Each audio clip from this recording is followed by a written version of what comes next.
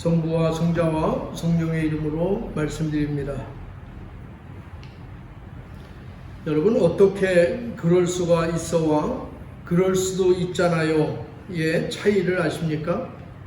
죽으면 죽으리라는 저자 안희숙 사모님이 쓴 그럴 수도 있잖아요 라는 책의 내용입니다. 우리가 어떤 속상한 일을 만났을 때 우리는 두 가지 태도를 보일 수 있습니다. 하나는 그럴 수도 있잖아요 라고 하는 반응을 보일 수 있습니다. 이것은 상대편의 입장을 이해할 때 할 수 있는 말입니다. 아직 어리기 때문에 그럴 수도 있잖아요. 경제적으로 힘들고 어려우니까 그럴 수도 있잖아요. 감정이 상하니까 그럴 수도 있잖아요. 상대방의 입장을 이해하면서 하는 말이 그럴 수도 있잖아요 라는 말입니다. 또 다른 하나는 어떻게 그럴 수가 있어 라는 반응입니다. 이것은 전적으로 내 입장에서 하는 말입니다. 상대방을 이해하려는 태도는 아예 없습니다. 예를 들어서 어머니 회장님이 주일 예배에 나오지 않고 주일날 등산을 가셨어요. 뭐 그럴 일은 없겠지만, 그런데도 이럴 때 두 가지 반응을 보입니다. 아니, 어머니 회장이 어떻게 그럴 수가 있어? 또 하나는 어머니 회장님이지만 또 그럴 수도 있잖아요 라는 두 가지 반응이 나옵니다. 사자가 어떤 실수를 했어요. 그러면 많은 교인들은 이렇게 얘기합니다. 아니, 신부가 어떻게 그럴 수가 있어? 이런 반응과 그럴 수도 있잖아요 라는 이해하는 반응입니다. 여러분, 적어도 예수 믿는 사람은 어떤 입장을 취해야 할까요? 용서해야 한다는 것은 어떤 입장을 취하는 것일까요? 그럴 수도 있잖아요, 이 말이 아닐까요? 물론 상황을 알아봐야 하겠지만 가능한 옆 사람의 아픔을 이해하려는 그런 마음이 있어야 할 줄로 믿습니다. 오늘 우리가 읽은 본문의 말씀은 교회에서 누군가 나에게 잘못한 일이 있을 때 어떻게 해결해야 하는가를 말씀하고 있습니다. 여러분은 어떻게 해결하십니까? 교회에서 여러분에게 누군가 상처를 주고 여러분의 마음을 아프게 했다면 여러분들은 어떻게 이 문제를 해결하십니까? 안 보면 되지. 너는 왼쪽에 앉으면 나는 오른쪽에 앉고, 앞에 앉으면 나는 뒤에 앉겠다, 이렇게 얘기합니까? 아니면 맞짱을 한번 뜨십니까? 교회 안에서 누군가 나에게 잘못을 했을 때 오늘 본문은 우리에게 이렇게 하라고 말씀합니다. 첫 번째 단계가 무엇입니까? 15절 말씀입니다. 어떤 형제가 너에게 잘못한 일이 있거든 단둘이 만나서 그의 잘못을 타일러 주어라. 그가 말을 들으면 너는 형제 하나를 얻는 셈이다. 어떻게 하라고 하시죠? 단둘이 만나서 그의 잘못을 타일러 주어라. 근데 여러분, 이게 쉬운 일이 아닙니다. 단둘이 만나서 해결한다는 건요, 정말로 어려운 거예요. 여러분은 누군가가 나에게 잘못을 하면 어떻게 하십니까? 보통 사람들은 단둘이 만나서 서로 오해를 풀고 해결하려고 하지 않고 대체로 그의 실수를 소문을 냅니다. 그가 왜 그런 실수를 하고 그런 죄에 빠지게 되었는지를 생각하기보다는 일단 입이 간지러워요. 그래서 그 사람의 잘못을 소문을 냅니다. 저에게도 찾아와서 신부님 아시죠? 누구누구가 저에게 이런 큰 잘못을 했어요. 하소연을 합니다. 또 저한테만 그러겠어요? 어머니 회장에도 얘기하고 신자 회장한테도 얘기하고, 이게 교회에 소문이 납니다.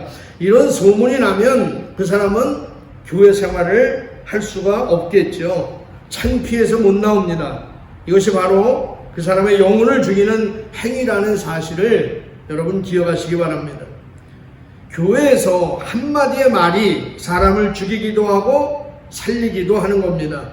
사무엘상을 보시면 블레셋이 쳐들어왔을 때 다윗이 골리앗과의 싸움에 나가서 승리를 합니다.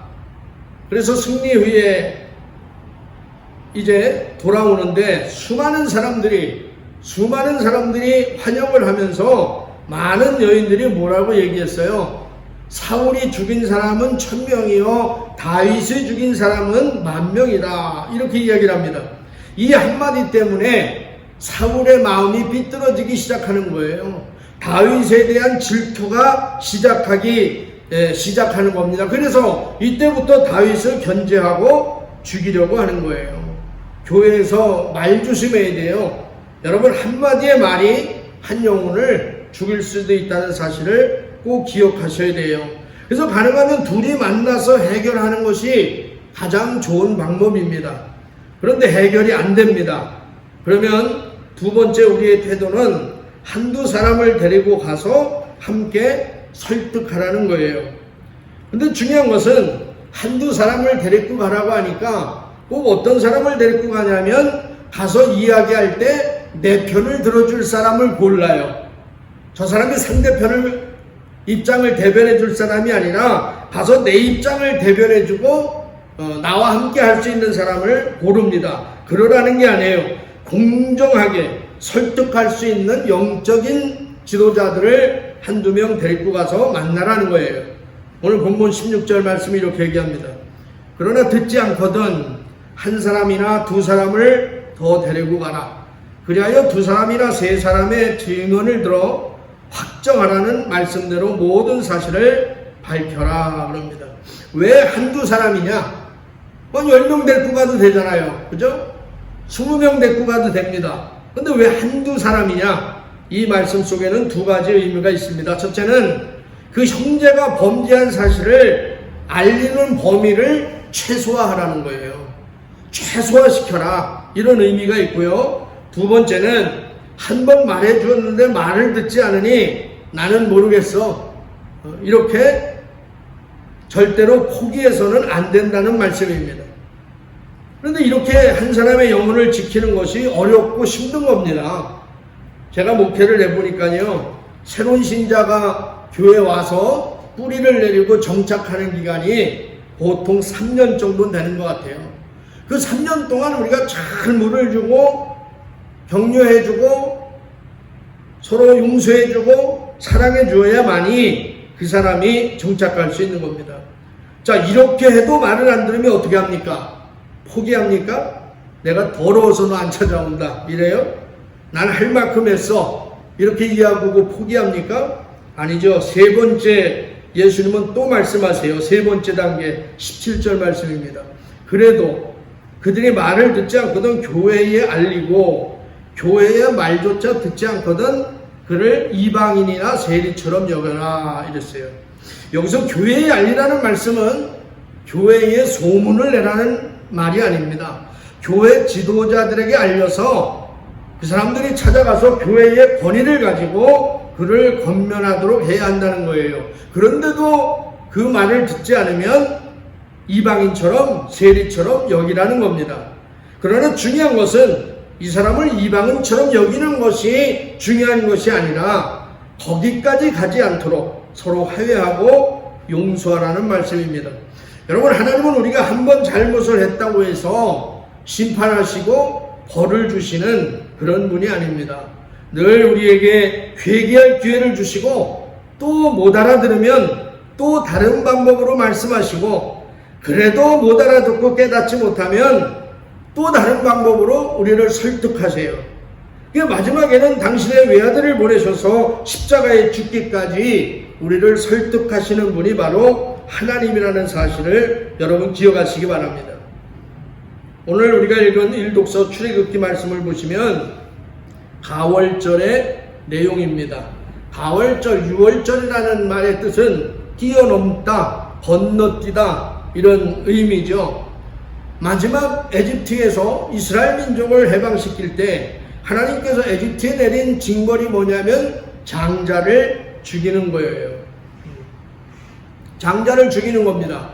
그런데 장자가 죽지 않기 위해서 이스라엘 백성들은 양을 잡아서 그 피를 문설주에 바르는 거죠. 그러면 죽음의 천사가 그 집을 뛰어넘는다는 거예요.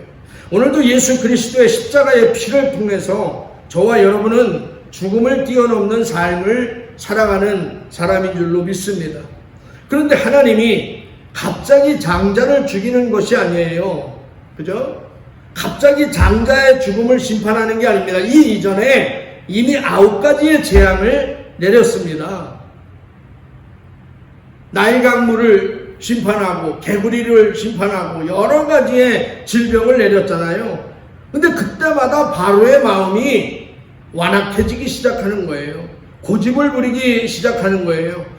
그렇기 때문에 이 9번의 완악함과 고집 때문에 하나님께서 우리에게 마지막으로 에집트에게 장자의 죽음의 심판을 내리는 것이죠.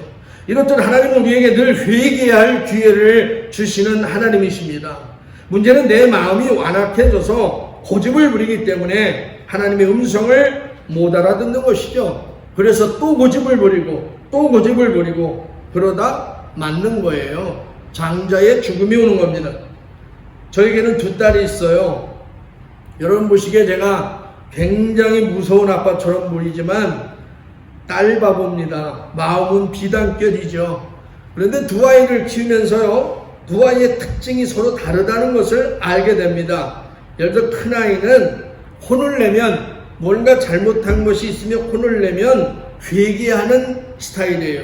아빠 잘못했어, 엄마 잘못했어 하고 가슴으로 파고들어요. 그럼 더 이상 혼을 못 내요.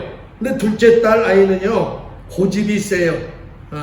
그래서 제가 고집 부리다가 평생 한 번 우리 둘째 딸 아이에게 회초리를 들었는데, 그런데 그때도 지금 생각해보면 정말 마음이 아파요. 제가 회초리를 들고 그 상처에 약을 발라주는데요, 눈물이 나더라고요. 제가 깨닫습니다. 아, 하나님도 이러시겠구나. 이게 하나님의 마음이구나. 네? 그래서 하나님은요, 징계를 더디하신다는 거예요. 징계를 더디하세요.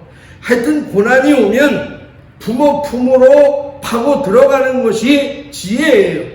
그래야 덜 맞습니다. 9번의 징계가 왔어요. 고집 부릴 것이 아니라 하나님 앞에 회개하고 하나님 앞에 무릎 꿇었다면 오늘 장자의 죽음까지 오지는 않았을 거예요. 그 전에 깨달았다면 아주 쉽게 끝났겠죠. 여러분, 교회 안에서 누군가 나에게 상처를 주었습니까? 상처를 받았습니까? 어떻게 하라고 합니까? 포기하지 말라는 거예요. 끝까지 사랑으로 대하라는 겁니다. 그래서 오늘 서신 말씀 로마서 13장 9절 말씀을 보시면 이런 내용이 나와요. 제가 한번 읽습니다. 간음하지 말라, 살인하지 말라, 도둑질하지 말라, 탐내지 말라는 계명이 있고 그 밖에도 다른 계명이 많이 있지만 그 모든 계명은 내 이웃을 내 몸같이 사랑하라는 이 한마디로 요약될 수 있습니다. 아멘. 모든 문제를 무엇으로 요약해요? 사랑입니다. 다시 말해서 모든 문제의 해결책이 뭐냐? 사랑입니다. 법이 아니에요. 율법이 아니에요. 사랑입니다. 여러분 왜 기도하지 않습니까? 과거엔 기도 그렇게 열심히 했는데 왜 요즘은 기도하지 않아요? 하나님 사랑하지 않기 때문에요. 사랑이 식었기 때문에요. 과거엔 그렇게 목숨 걸고 전도했는데 왜 전도하지 않죠? 사랑이 식었기 때문에요. 왜 교회 안 나와요? 사랑이 식어서서 그런 겁니다. 뭐 다른 이유가 없어요. 그러나 근본적인 문제는 하나님에 대한 사랑이 식었기 때문에요. 여러분 아내의 얼굴을 보면 두렵고 떨립니까? 왜 그래요? 사랑이 식은 거죠. 어떤 분은 그래요. 남편 꼴 보기가 싫대. 음식 먹을 때 쩝쩝 소리내고 씹는 것도 너무 밉대요. 왜요? 사랑이 식은 거죠. 9절 말씀 보세요. 여러분 왜 간음을 해요? 사랑하지 않기 때문에 간음을 하는 거예요. 왜 살인합니까? 사랑하지 않기 때문에 함부로 살인을 합니다. 나너 사랑해 하면서 살인하는 사람이 있어요? 사랑하지 않기 때문에 강도질하는 거잖아요. 그러므로 모든 문제의 해결책이 뭐냐? 바로 사랑이라는 사실을 기억하시기 바랍니다. 여러분 신자는 잘잘못을 따지는 사람들이 아니에요. 옳고 그름을 따지는 사람들은요, 정치권에 가보면 수두룩합니다. 정치권에서 얼마나 많이 봐요. 성도는 따지는 사람이 아니라 어떻게 하면 그리스도의 사랑을 전할까? 어떻게 하면 하나님의 사랑을 실천할까? 애쓰는 사람이 성도인 줄로 믿습니다. 그러면 왜 우리는 그렇게 용서해야 하고 사랑해야 하느냐? 18절 말씀에 그 답이 나옵니다. 나는 분명히 말한다. 너희가 무엇이든지 땅에서 매면 하늘에도 매여 있을 것이며 땅에서 풀면 하늘에도 풀려 있을 것이다. 너희가 무엇이든지 땅에서 매면 그랬어요. 땅이 어디예요? 땅이 어디입니까? 교회를 의미하는 겁니다. 그러니까 교회 안에서의 삶이 바로 하나님과의 관계를 형성한다는 거예요. 그렇기 때문에 옆 사람한테 잘해야 돼요. 옆 사람을 하나님처럼 받들어주고 섬기는 훈련을 지금 어디에서? 교회에서 하라는 말씀입니다. 그래야만이 여기서 풀려야 하늘에서도 풀리는, 하나님과의 관계에서도 풀리는 역사가 나타날 줄로 믿습니다. 여러분, 신앙은 늘 관계로 나타나는 겁니다. 여러분, 하나님 사랑하시죠? 하나님 사랑하지 않는 사람이 어디 있어요? 다 아멘이죠. 근데 그것을 어떻게 알고 확인합니까? 당신이 하나님을 사랑하는지 사랑하지 않는지 무엇으로 확인해요? 이웃을 사랑함으로 확인되는 거예요. 그러므로 지금 나와 함께 신앙생활을 하고 있는 옆 사람을 사랑할 때 하늘에서도 열리는 삶을 살아갈 줄로 믿습니다. 내가 진실한 신앙인인가 스스로 진단해 볼 수 있는 단 한 가지 방법이 있어요. 그게 뭔지 아세요? 바로 용서라는 시험지를 통해서입니다. 내가 그리스도 안에서 용서받은 그 기쁨과 그 감격 때문에 내가 지금 형제를 용서하고 화해할 수 있는 사람, 그가 진정한 그리스도인입니다.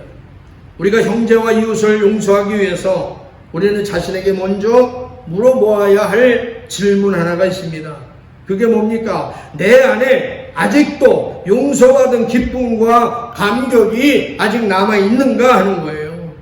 예수님한테 내 죄를 용서받았다는 이 사실, 이 감격, 이 기쁨이 아직 나에게 남아있는가 하는 겁니다. 그런 기쁨과 감격이 있을 때 저와 여러분은 다른 사람을 용서할 수 있는 것입니다. 사실 인간의 힘으로 할 수 없는 것이 용서예요. 그래서 주님께서 오늘 마지막 말씀을 이렇게 붙이셨습니다. 마태복음 18장 19절 20절 말씀입니다. 내가 다시 말한다. 너희 중에 두 사람이 이 세상에서 마음을 모아 구하면 하늘에 계신 내 아버지께서는 무슨 일이든지 다 들어주실 것이다. 단 세 사람이라도 내 이름으로 모인 곳에는 나도 함께 있기 때문이다. 여러분, 이 말씀을 우리는 두 가지로 해석할 수가 있습니다. 첫 번째는 용서하기 위해서는 어떻게 해야 된다? 하나님께 기도해서 하나님의 마음을 가져야 한다는 거예요. 기도하지 않고는 절대로 우리가 용서할 수 있는 마음을 가질 수가 없어요. 하나님의 마음을 내가 품을 때 용서할 수 있는 겁니다. 그래서 용서하기 위해서는 먼저 기도해야 하는 거예요. 하나님 마음을 주십시오. 내가 하나님의 마음을 품고 살아가게 해주십시오. 하나님의 마음으로 형제를 바라볼 수 있도록 도와주십시오. 기도해야죠. 두 번째는 19절에서 말하는 여기 두 사람은 누구냐 하는 거예요. 두 사람이 마음을 합해서 기도하라 했잖아요. 이 두 사람이 누구예요? 용서하는 자와 용서받은 자를 의미하는 거예요. 그러니까 서로 용서하고 용서받은 그 두 사람이 서로 화해의 모습으로 손을 잡고 기도하면 너희가 어떤 것을 기도해도 하나님께서 다 응답해 주시고 들어주신다는 말씀입니다. 그러므로 우리가 기도할 때 아직 땅에서 풀리지 않은 것은 없나 늘 묵상하고 묵상해봐야 하는 거예요. 로마서 3장 8절의 말씀을 읽어드리고 오늘 설교를 마무리하겠습니다. 남에게 해야 할 의무를 다하십시오.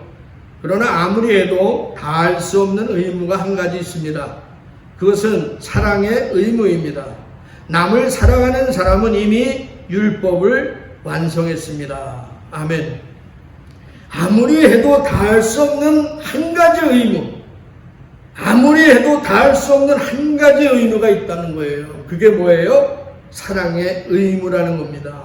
난 할 만큼 했어. 난 이 정도 하면 됐어. 이런 말은 우리가 쓰는 말이 아니에요. 나는 더 이상 할 수 없어. 이런 말은 우리가 쓰는 말이 아닙니다. 여러분, 이번 한 주간 우리 안을 들여다보시고 아직 내 마음에 묶어놓은 사람은 없는지, 용서하지 못하는 사람이 없는지 꼭 한번 확인해 보시기 바라요. 그리고 그분들을 위해서 한 주간에 한 번이라도 기도하고 또 한 번이라도 문자라도 보내고 용서를 구하는 그런 한 주간이 되시길 주님의 이름으로 간절히 축원합니다. 성부와 성자와 성령의 이름으로 말씀드렸습니다.